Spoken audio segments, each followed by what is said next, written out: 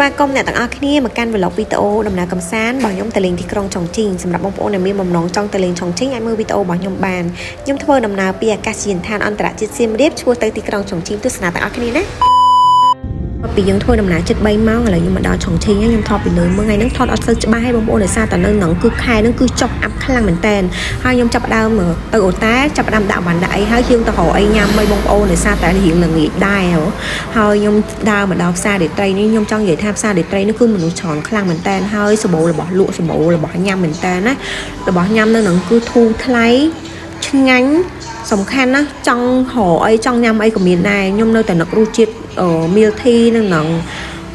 មី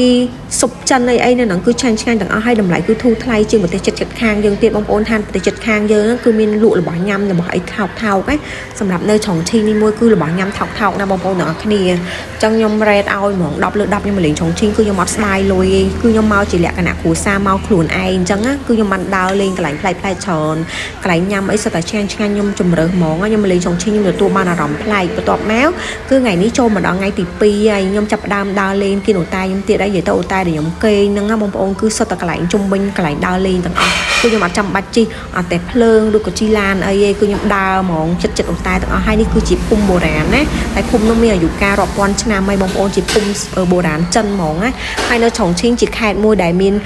ភ្នំច្រើននិយាយទៅនៅក្នុងរឿងចិនខ្ញុំមិនដឹងថាក្នុងរឿងចិន